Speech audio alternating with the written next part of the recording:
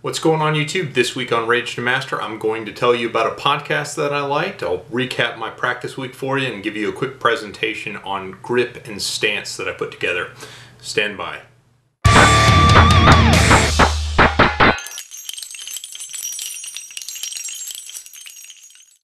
Alright, so to kick things off, one of my favorite podcasts I listened to this week, if you haven't watched the video yet on how to listen to podcasts and all that kind of stuff, click the card. I'll put one up here for you to check out.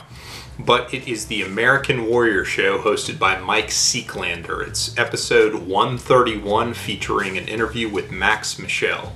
Now, for those of you who aren't familiar, Max Michel is one of the top shooting talents in the world. He usually shoots in open, but he also does steel challenge and won carry optics last year. He shot carry optics in lieu of open last year, and so he was the first carry optics national champion. So he gives an interview to Mike Seeklander and really kind of dives deep on the intricacies of competition shooting, and I really enjoyed it. For if you're a greener guy, not super deep into it, you might check it out, but if it's a bit over your head, then just come back to it later. It is a very good interview, and once you know what you're listening to, you'll be grateful to listen to it.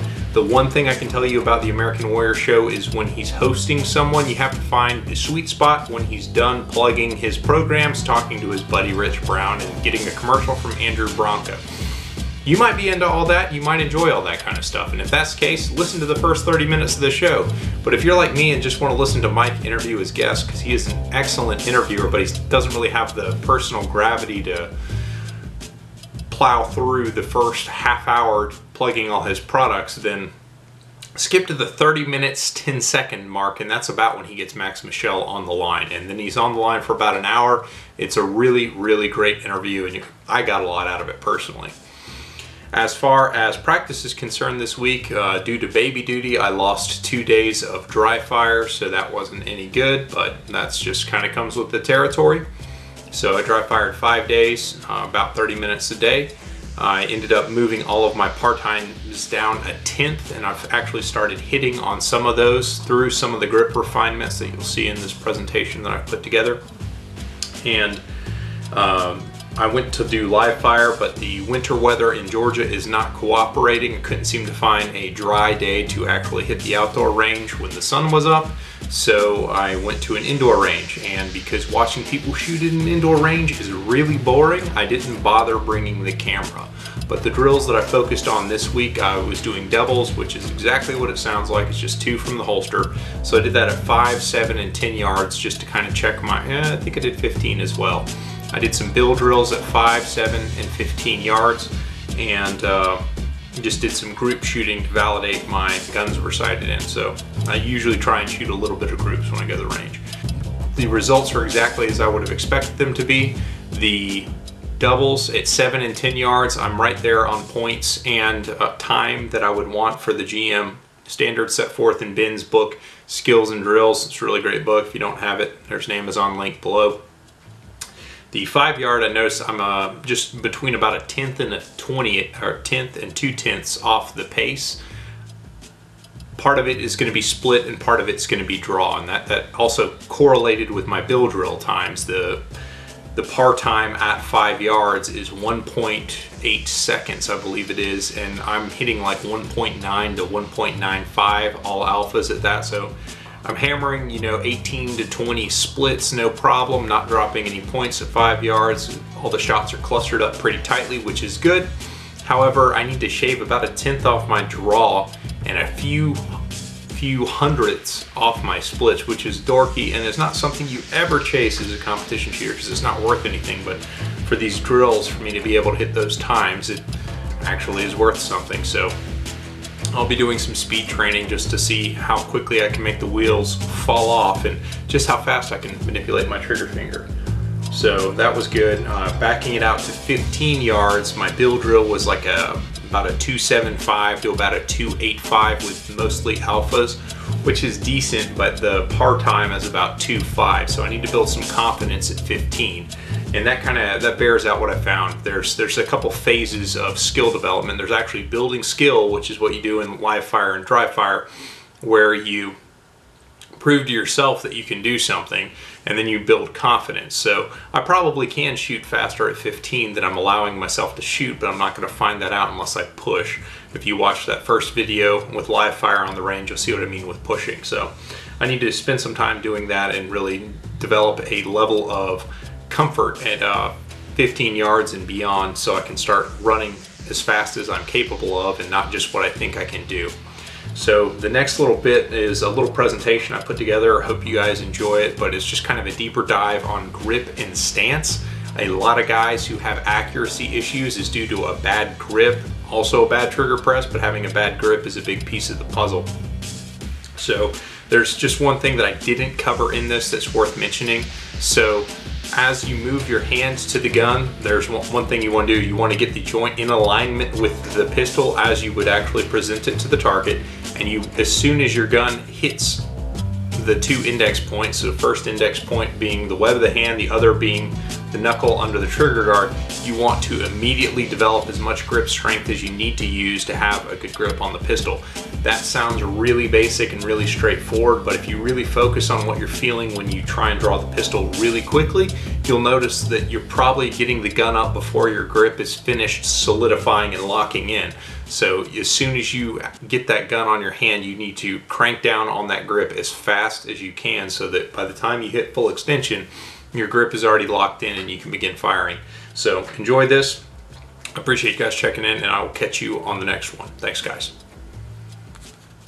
This is applicable to all shooters, although it is coming from the perspective of a competition shooter, but any firearm semi-automatic pistol that recoils will be governed by the principles contained here. So take it for what it's worth. This is what I've found to be effective. A lot of these things I'm going to insist on pretty strongly. There are more than one way to skin a cat, but when everyone at high levels is doing it kind of the same way, you kind of have to give up what's not working. So I'd encourage you to challenge yourself if you're not getting the results that you want, but are insisting on your grip or thumb placement is necessarily correct. So take it for what it's worth. These are things that have worked for me and gotten me to where I am in my shooting career, and I think they'll work for you too. So check it out. So first, stand in a natural stance. Put your feet shoulders width apart with your support side foot slightly in front.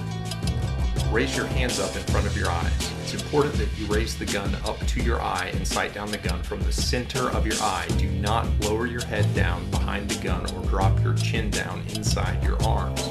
Looking through the top of your eye, if you drop your head down, is going to give you less visual information to observe what the gun is doing in recoil, as well as observing what's going on with your target and what's around it. Lift the sights up to your eye. Now, roll your shoulders out and down. What this is going to do is it's going to engage your chest and it's going to engage your lats. They're going to be involved in controlling recoil as well. Roll your elbows up. That's going to create pressure inwards on the gun, and then turn your wrists in as well.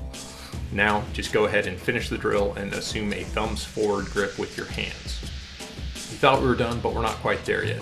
The final piece of the pie is to bend at the waist and put a forward weight bias so that your weight is over the forefoot and toes, not over the center of your foot necessarily. It needs to be an athletic stance, willing to take recoil. So if we look at it from the sides, the shoulder width apart with the feet, arms come up, shoulders roll out, elbows go up, assume the grip, and bend at the waist and put the weight forward.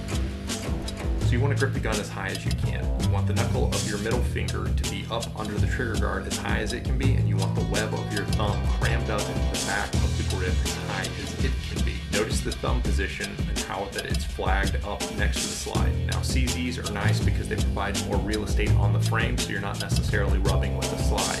Guys who are shooting striker fire platforms, fear not, this works for you as well. If you look at a lot of the top shooters, their grips are going to have flagged thumbs like this. Looking at a lot of modern semi-autos, a lot of people are encouraged to put their thumbs here as I have mine. This is not optimal because it creates air between the grip tang and my thumb, which can create movement at the muzzle. If you're not getting the accuracy that you want in slow fire, say you can't shoot a sub 1.5 inch group at 7 yards, then this is probably a contributing factor as to why. You want to use as much pressure evenly across the front strap of the grip without introducing trigger freeze. Now, you'll notice this creates a pocket for the support hand. You can bring the support hand up and it will hit basically on the middle knuckle of your support hand. You're going to push through the heel of your palm to squeeze on the fingers that are already on the front strap of the grip in the same direction into the back of your hand. Everything we're doing on the pistol is putting as much man behind the grip tang as we can get. This is where the gun is going to recoil. If it is a soft point, then it's going to flop up before it meets resistance eventually from your body. So we want to put as much resistance behind the gun as we can get right there so the gun doesn't have as much muzzle climb. You're going to use as much physical strength as you can manage from your support hand.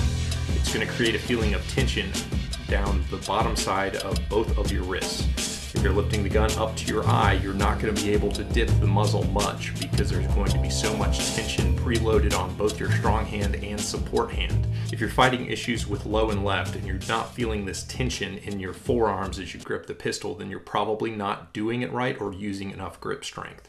If you're dry firing, your support hand should be more fatigued than your main hand. An important point that you need to clarify here is that the force from your support hand needs to be front to back, not laterally from side to side. The point of the support hand is not pinching in on your other hand to provide a pocket of like left-right pressure. That's achieved through turning your wrists in and turning your elbows out. Your chest should be applying the inward pressure on the frame. Your hands should be applying pressure front to back. Now for some samurai stuff. Remember when we were talking about putting as much man behind the pistol as we could? I meant that. You should be doing that from the balls of your feet to the grip tang of the gun. You should be so focused in your stance that you are applying pressure from the balls of your feet to the grip tang of the gun. You should be using basically bench press lockout type pressure forward to resist the rearward travel of the slide. That sounds crazy, but it makes sense. Now, if you really do focus on putting as much pressure as you can on the tang of the gun, what happens is you end up looking at a point on the target, and when you swing the gun to that point, more often than not, the front sight will hit that point. At that point, you begin to acknowledge the front sight with your eye to confirm that it's where it's supposed to be. Don't just swing the gun and let your eye track on the front sight, or just kind of follow the gun as it moves from target to target. You want to look to a certain point, and if you have this rock solid grip that we've just discussed, more often than not the gun's going to show up where you want it, and you'll acquire sights much faster than just trying to clean up a sight picture as you follow the gun around with your eye. So I hope that helps. I hope that gives you something to practice with. Give it a shot and see what you think. Try it your way, then try it my way. Post a video, show me how I'm full of crap. Anyway, I appreciate you guys watching this. Take care.